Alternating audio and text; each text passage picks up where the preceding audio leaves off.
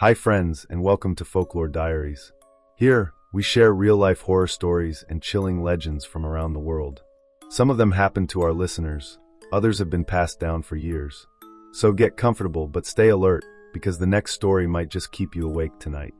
And if you like true horror stories, consider subscribing. Okay, let's begin.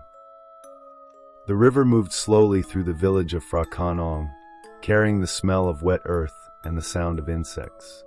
The air was always heavy, filled with the cries of birds and the creak of wooden boats tied to the banks. Small houses made of bamboo and palm leaves stood on stilts above the mud, their walls thin enough for whispers to slip through. One of those houses belonged to Mac, a young soldier, and his wife Nak. They were newly married, and the people in the village often saw them together near the river. Nak's beauty was spoken about in hushed voices. Her skin was pale, her hair long and black like flowing silk, and her smile seemed endless. Many envied Mac, but no one dared speak against him. Soon after their marriage, Mac was called away to war. The village grew quiet without his laughter, and Nak remained in the small house by the river, waiting for his return. Her body grew heavy with pregnancy, and she was seen less and less outside. The neighbors wondered if she was lonely, but they said nothing. In the village, silence was safer than curiosity. During the rainy season, storms rolled across the land. Thunder cracked over the rooftops, and lightning split the sky in white jagged lines. One such night, Nak's cries echoed through the house as she gave birth. The midwife who came to help whispered later that the child was born alive, but the mother did not survive the blood and pain. No one spoke of it openly, for fear of what her restless spirit might hear. When Mac returned months later, weak and scarred from the war, he saw his wife standing at the door with their baby in her arms. Her smile stretched wide as she waved to him. Relief filled his heart, and he stepped inside, believing he had come back to happiness. But the neighbors, watching from the shadows of their windows, felt their skin crawl. They knew Nak was dead. They had buried her in the soil beyond the temple grounds. Yet there she was, welcoming her husband home as if nothing had changed. The river carried on its slow, endless flow. The insects kept singing, but something unseen had awakened in Phra Khanong. Something that refused to stay buried, that Mac's return should have brought peace. Yet the house by the river grew heavy with silence. He lived as though nothing was wrong, smiling at his wife and cradling their child. To him, the world felt whole again, but to others the house looked different. Neighbors who passed by swore the windows seemed darker than before. At night, a pale light glowed faintly inside, though no lamp was lit. Sometimes strange sounds drifted out, the lull of a mother's song, but stretched too long, too soft, as if coming from beneath the earth. One evening, a neighbor carrying water along the path glanced toward the house. She froze. Inside, she saw Nak reaching for a lime that had rolled across the floor. Her arms stretched unnaturally long, bones bending in ways no living body could endure.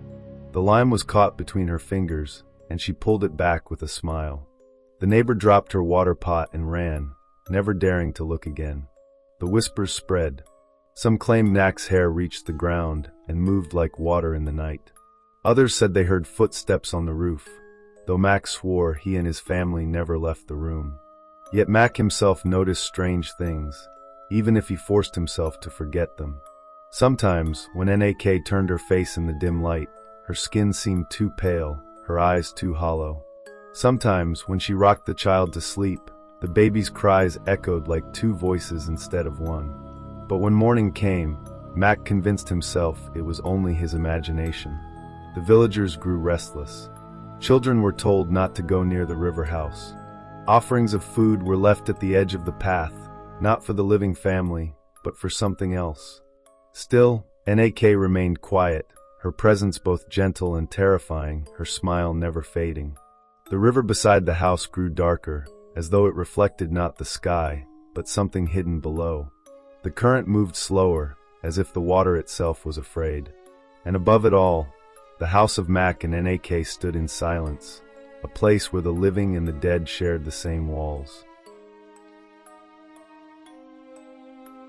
As the days passed, the village of Phra Khanong grew uneasy.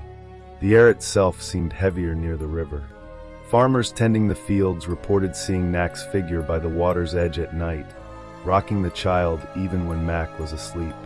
The child's cries floated on the wind, soft at first, then growing into a strange, hollow sound that made animals flee. Villagers spoke in hushed voices of the woman in white, her hair brushing the floor, her arms bending in impossible ways. They claimed her eyes glimmered red when no light touched them, and sometimes she would vanish, leaving the baby crying alone in the middle of the empty house. Some brave men attempted to confront Mac. "Your wife, she is no longer among the living," they warned. "What you see is not her." Mac dismissed them, his heart clinging to the memory of the woman he loved. He had seen her before the war, had kissed her hands, had laughed with her under the sun. How could he believe she had changed? Yet even Mac began to notice the changes. The smell of decay sometimes hung in the corners of the room, though Nak always seemed fresh and untouched. Objects moved on their own. The child sometimes stared at corners of the room, babbling to figures that Mac could not see. The air would grow cold without reason, and shadows stretched unnaturally across the walls. The villagers tried to protect themselves. They whispered prayers, left offerings at temples, and avoided the river house altogether. But Nak's presence could not be escaped. From the windows of their homes, they sometimes glimpsed her pale face, watching them silently, waiting, patient. At night, the river itself seemed alive. The water's surface rippled though the wind was still. Mac could hear whispers echoing through the reeds, soft, chilling words in the voice of the woman he loved. He could not understand the language, but the tone carried one clear message: she would not leave. The house by the river became a place of dread. The boundary between the living and the dead had dissolved. Fear hung in every corner, and yet Mac could not see what others did. To him, Nak was the same woman he had always loved. But in the darkness, the truth waited, patient and hungry. The nights grew longer and darker in Phra Khanong. The river reflected nothing but black water, as if swallowing the moonlight. The wind carried faint whispers, soft at first, then sharp enough to cut through the stillness of the village. Mac's house, once warm and welcoming, became a place of unease. Every creak of the floorboards sounded like footsteps that were not his own. Shadows moved against walls where no light could reach. Nak's presence filled every corner, her figure always just beyond the edge of vision. One evening, Mac returned home to find the child's crib empty. Panic surged through him as he searched the rooms. He heard the baby's cries coming from the river. Running outside, he saw Nak standing on the riverbank, the child in her arms. Her long black hair swirled around her like smoke, her pale face glowing in the faint moonlight. But there was something wrong. Her smile was too wide, too still. Her eyes were hollow pools of darkness.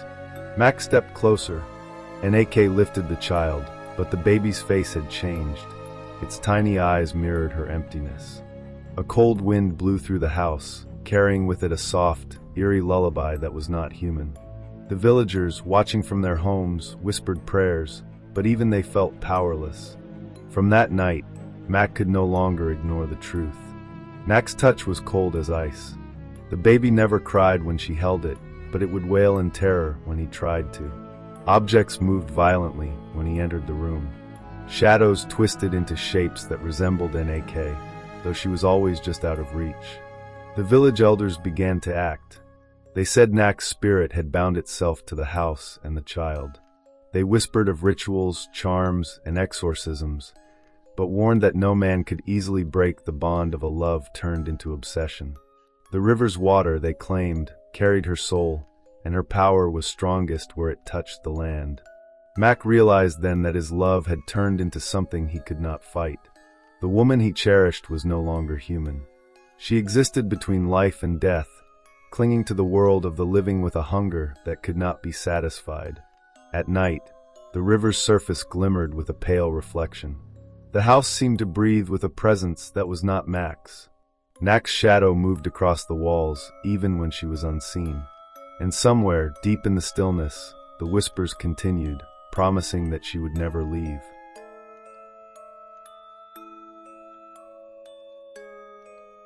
The villagers could no longer endure the presence of Nak. Crops withered near the riverbank, animals refused to drink from the water, and even the bravest men felt their courage falter in the shadow of her house. The elders gathered secretly, speaking in low voices of a ritual that could banish her spirit. They warned Mac, but he refused to listen. To him, Nak was still his wife, still the mother of his child. He pleaded with them, but the elders knew the danger. Nak's spirit had grown too strong, feeding on his love and the life she could no longer hold. On the night of the ritual, the villagers approached the house with candles, incense, and sacred charms. The river lay still, a mirror reflecting the pale moonlight. As they drew closer, the air thickened. Every step felt heavier, and the whispers began again, soft at first, then rising into a chorus of sorrow and rage. Inside, Nak's figure appeared at the doorway. Her hair flowed around her, black and endless. Her face was pale as death, her eyes deep pools of darkness. She moved with unnatural speed, gliding above the floor, reaching out with hands that bent impossibly at the joints. The villagers froze. Even the elders, experienced in the ways of spirits, trembled before her presence. Mac tried to stop them. He ran toward Nak, pleading silently, but her eyes met his. In that instant, he understood. The woman he loved was gone, replaced by something that existed only to cling to life through him and their child. The ritual began. Candles flickered as the incense smoke twisted into shapes of Nak's past.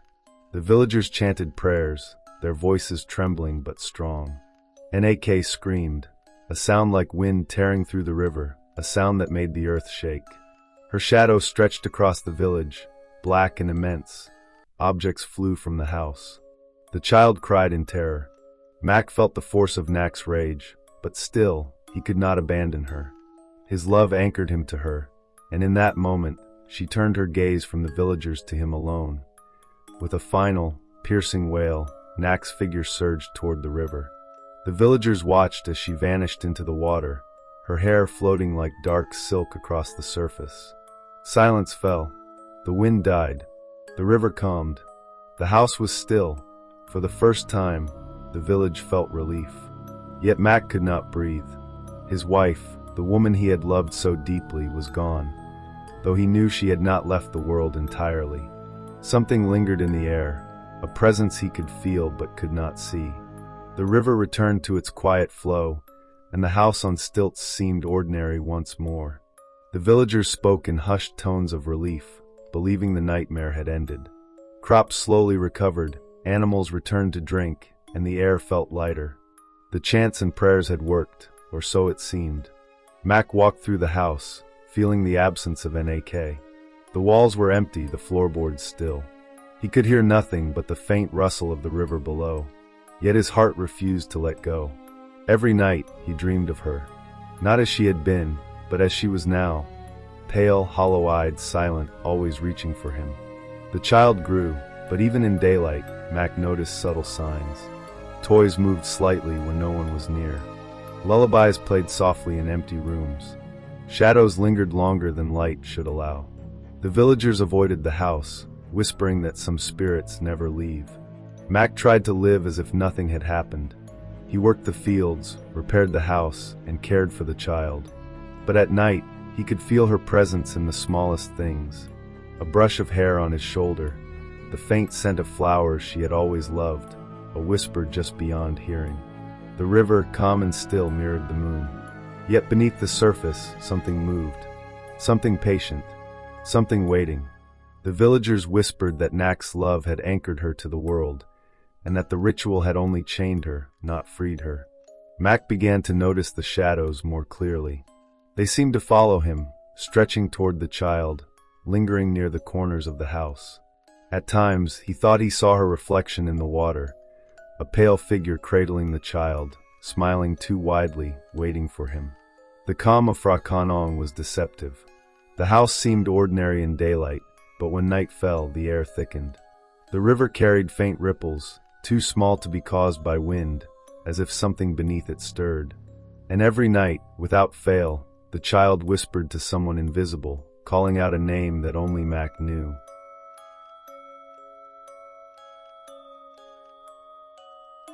Years passed.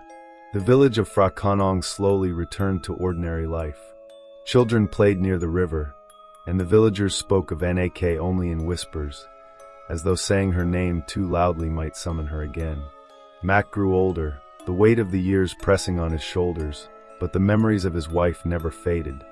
The house by the river remained quiet and still. From the outside, it looked empty, abandoned even. Yet Mac knew the truth. Every night, when the wind blew across the river, he could feel her presence in the walls, in the air, in the shadows of the floorboards. She was waiting, patient and eternal. One night, Mac awoke to a soft cry. The child, now a young boy, was asleep in his room. Mac followed the sound, stepping quietly through the house. The river below shimmered under the moonlight, and there, reflected in the water, was Nak. She stood on the bank, her hair flowing like dark waves, her eyes hollow yet radiant. The child slept peacefully in his bed, unaware. Mac realized the terrible truth. Nak had never left. She had not only survived the ritual, she had grown stronger, hiding in the river's depths, feeding on the love he still carried for her. Her bond with the child, her attachment to Mac, had anchored her to life more powerfully than any ritual could break, that he watched in horror as her reflection moved independently of the water. Her smile was calm now, patient. The river rippled, and in the faint glow, Mac saw dozens of shadows moving beneath the surface. Nak's spirit multiplied, endless. She had waited, hidden, until she could return fully, stronger than before. Mac fell to his knees, understanding too late. The river had claimed her. The house had never been hers. She had used him, used their love, to tie herself to the world of the living. And now, she was unstoppable. From that night onward, the river glimmered strangely under the moon. The house remained silent in daylight, but when darkness fell, anyone who looked closely could see a pale figure at the edge of the water, smiling, waiting. And sometimes, faintly, a child's voice could be heard, calling out to someone who would never leave. The villagers learned to fear the river again, but Mac knew. Nak's love was eternal and deadly. And for those who stayed too long near the house, the river whispered a single truth. Some love never dies. It waits, and it claims everything. Thank you for listening to tonight's story. If you enjoyed it, please like, share, and subscribe so you don't miss the next one. And remember, not every shadow is empty, and not every voice in the dark is in your head. Good night, and stay safe.